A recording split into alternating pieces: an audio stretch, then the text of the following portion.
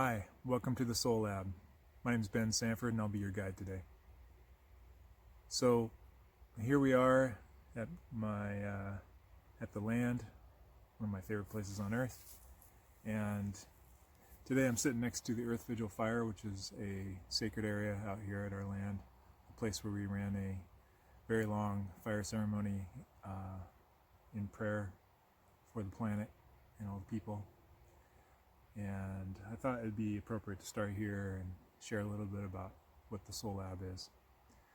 So, first of all, if you haven't seen the Primal Lab introduction, I just want to help you understand a little bit about how it is we do what we do and what this is. So, the Primal Lab is a experience that, if I start with some definitions, it'll probably help. So first of all, the word primal means original, essential, like first, prime means the most important things, right? And or the essence. And so everything we're going to be talking about or working with, the way we approach these skills is from a primal perspective. And so we'll be looking at things in their purity and in their original state as much as we can.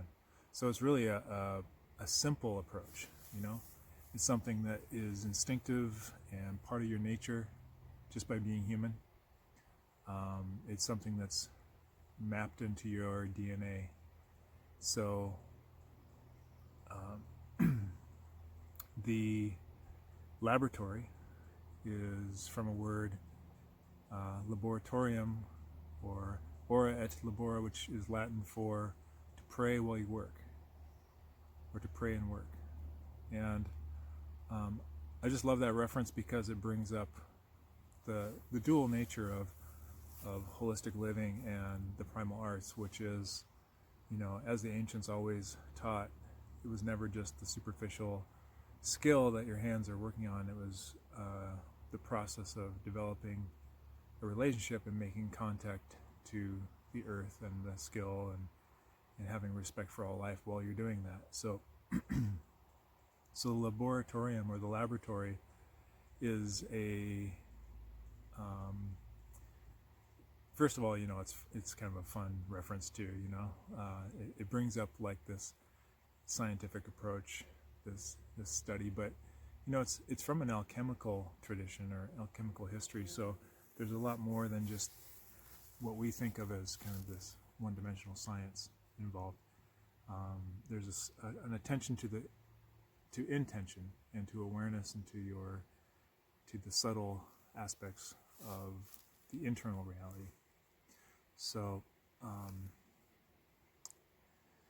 so in this training in the Soul Lab, we will be really focusing on that internal aspect, but it can't be separated from anything else. So, in a way, could be seen as holistic training.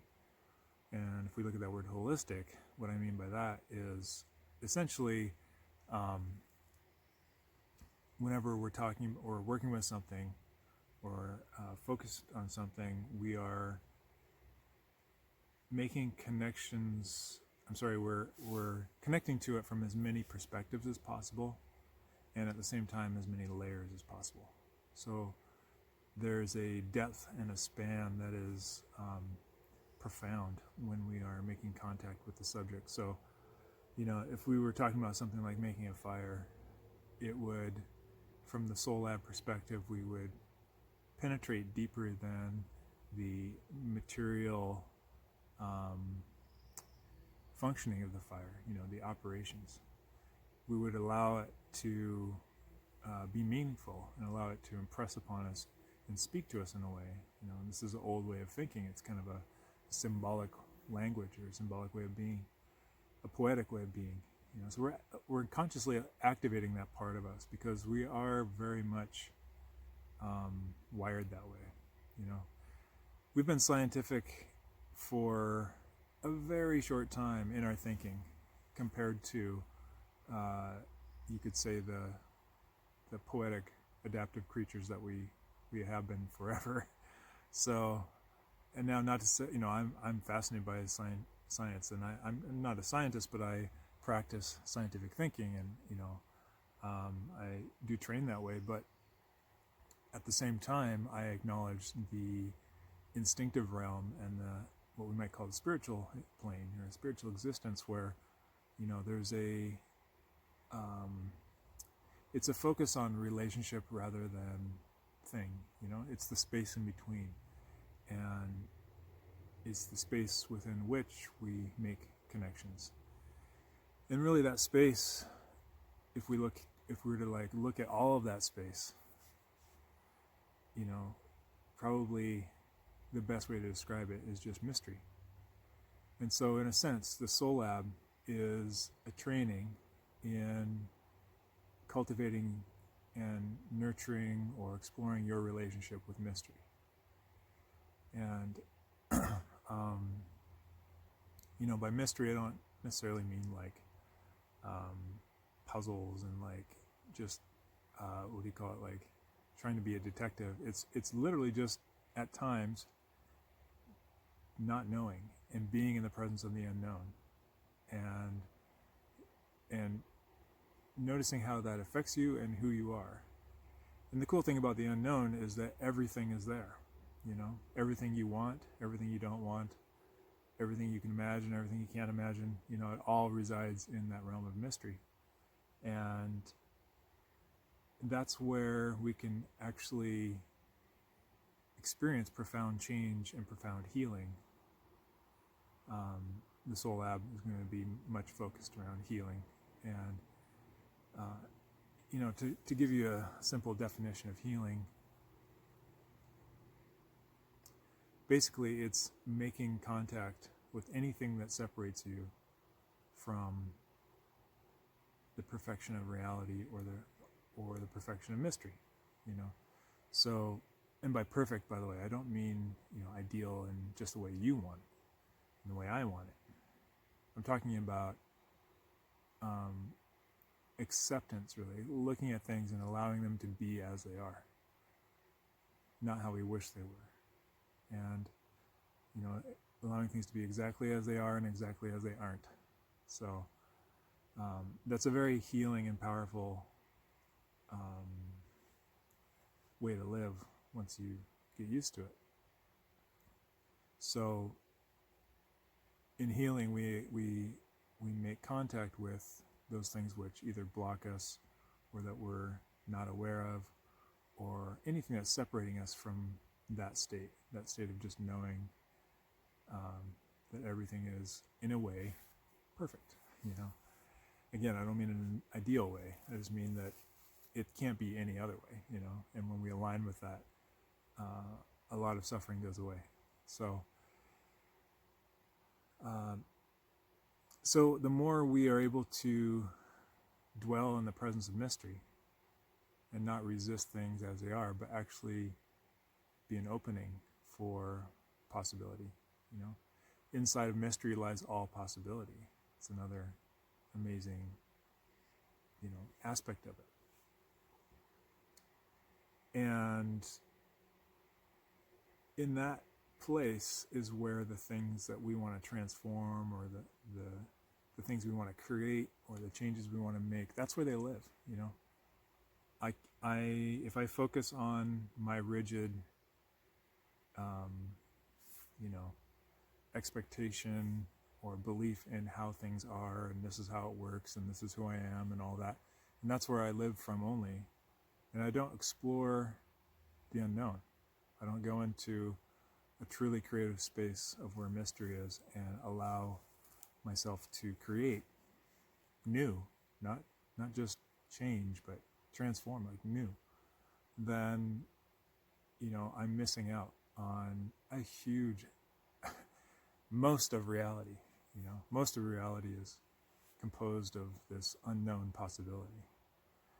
And and I don't really necessarily mean this in some weird esoteric way either. This isn't just woo-woo. It comes down to a perspective from tracking, actually. And this comes to me from Tom Brown Jr. and Grandfather Stalking Wolf. And it's this idea that we can't really exhaust something. You can't really know something all the way.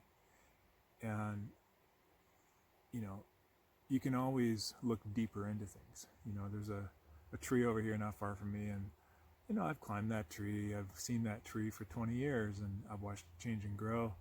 And it's an alder tree, and I know, you know, I'm a tree guy, so I've done a lot of work with alders, and I know a lot about them. I know how they smell and taste and blah, blah, all that stuff.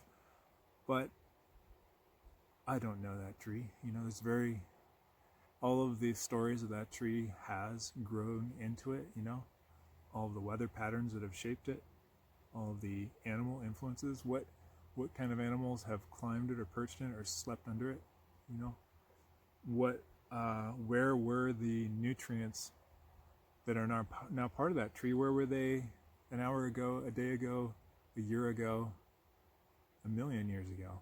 You know, there's what connections does this tree have to this landscape that I'm not aware of? It just goes on and on, you know. So everything's infinitely deep and mysterious, and that's what I'm trying to honor here when I talk about mystery, you know. So it's a literal truth, you know.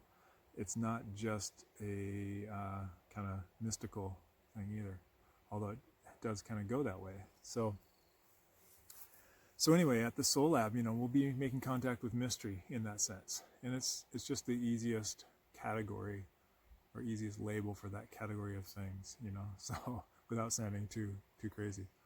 So you know, maybe one more thing we should talk about is the soul, the idea of the soul. So, you know, I don't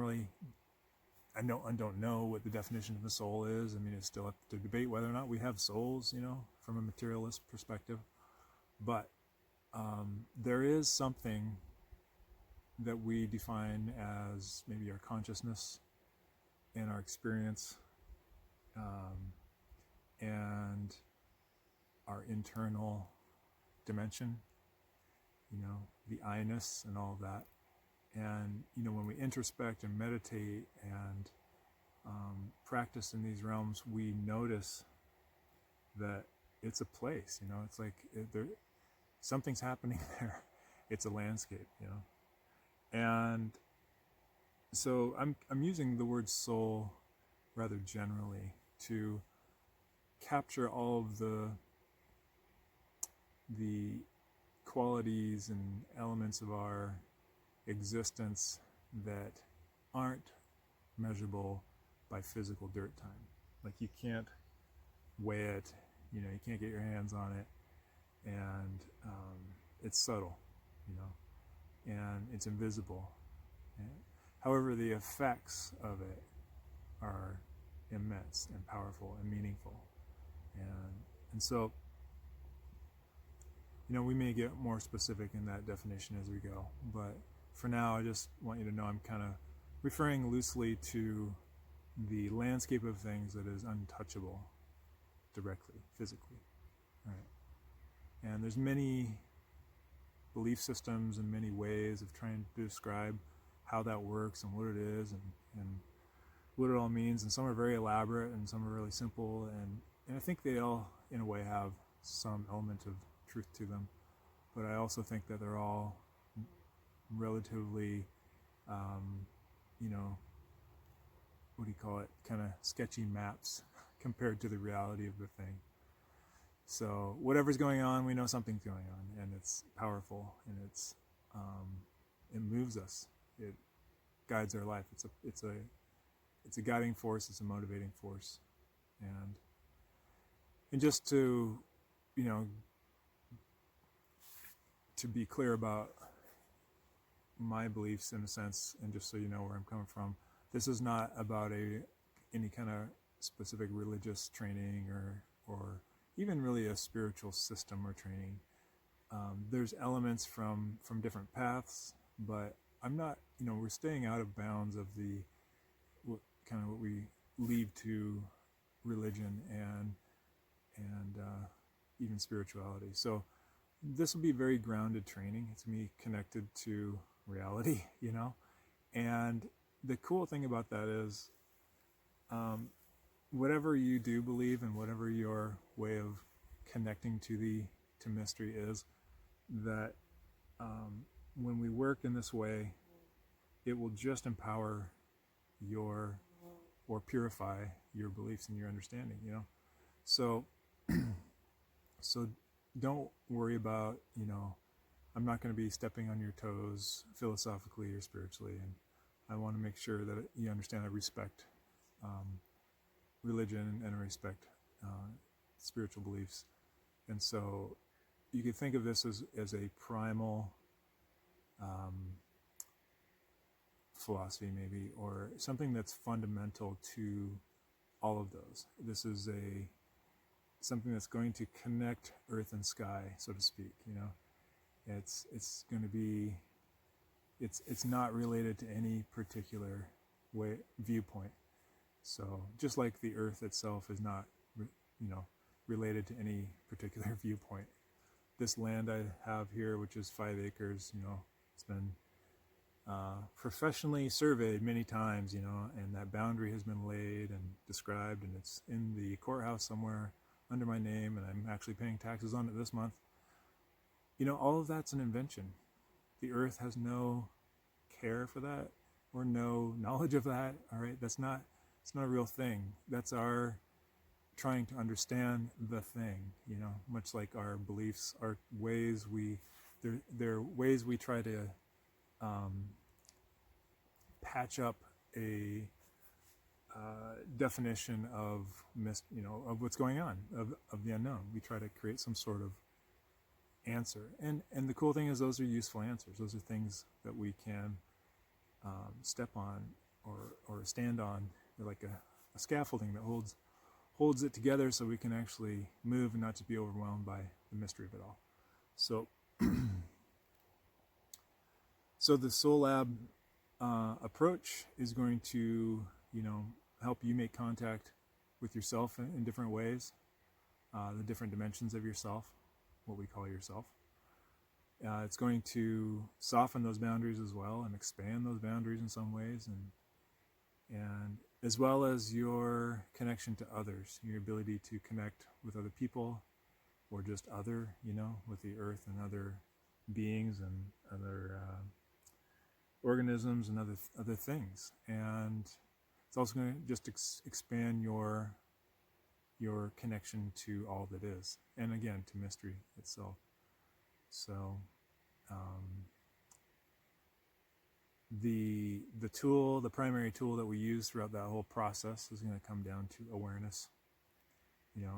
Grandfather Stalking Wolf, Tom Brown's teacher, once again mentions or called awareness basically the greatest physical and spiritual skill. In other words, it's the skill. It's the most important one, if you can think of it in terms of importance. But so there's ways in which we're going to cultivate awareness, and it's going to be one of the main tools for everything we do. Everything is connected through awareness, and we'll talk about more about what I mean by awareness specifically in one of our next sessions. So some of the areas we're going to be covering, just so you know what you might be learning and how we'll be doing this. And to start with, again, awareness is one of the big sections. Healing, in terms of self-healing, healing others, caretaking, healing the planet, ways in which you can be involved in that, developing your skills of interpersonal communication, being able to really make contact with yourself and with others, and doing that authentically and in a powerful way that's natural, it's primal, and it's just powerful. We're going to be looking at also elements of ceremony and how ceremony can be useful and powerful even in our modern context, and what that means. And we'll be looking at preparedness, actually, in the sense of prevention and preparing for difficulty and challenge. And it's a part of the healing process, which I want to address, but it's also happens at various scales. So we'll be looking at protection from the perspective of the healer or the soul, and a little different than our hero lab training, but it's connected for sure. Not going to be martial arts training, but boy does it apply. It's very connected. And finally, we'll be looking at elements of vision and visionary process, which connects to this primal philosophy in a really deep way. The Vision Quest is one of the tools that I was trained in and have done and provided for people here at this land for many years, and it's been it is one of the more transformational tools that I know of. And so we'll be talking about that a lot and working with elements of that and how to integrate that into your world. And also just the primal philosophy of living with the earth, this non-denominational approach to being human, connecting to the earth and connecting to mystery in a powerful way that I've learned a lot through Grandfather Stockenwolf, through Tom Brown, but also from different skills or training methodologies and systems and stuff. So, none of this stuff is really my invention. I think at the most I've creatively kind of been the architect of putting it together in a way that's useful and accessible and hopefully primal or simple. And so my hope is that in this training your life is enriched and you feel expanded and you feel more connected in ways within yourself and also within nature that you perhaps didn't even know were possible. So the Soul Lab fits within the framework of the Primal Labs, and so this is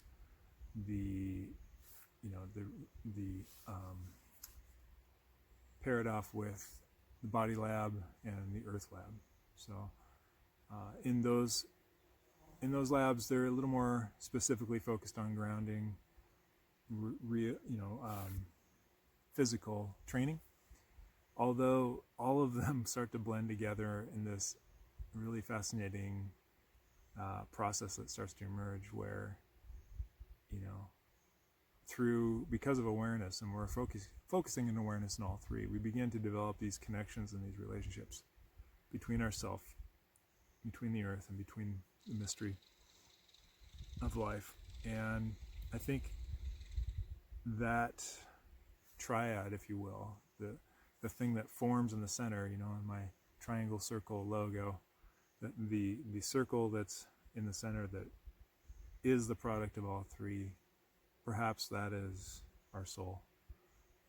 It's the container of our experience and the contact point of all of our relationships, and it's a beautiful experience. So I want to thank you for your time today and for checking this out, and I look forward to expanding with you on this journey and revealing more of what I'm trying to share here. And it is a process, and we'll ask you to, if you step onto this path, to trust the process, because at first it's like trying to take in this universe, this whole world, and it's going to take some time. It's going to take some practice and some connection. And the way we do this is a very progressive, relatively easy, process. And there's times where you might resist it or not want to play in the same way. But if you just keep going and stay connected and make it matter, then I think you will find this to be very rewarding. So Again, I look forward to training with you in the near future. Please check out the other labs and see how they relate to this. And when you're ready, let's get going and we'll do this together. Take care. Keep going.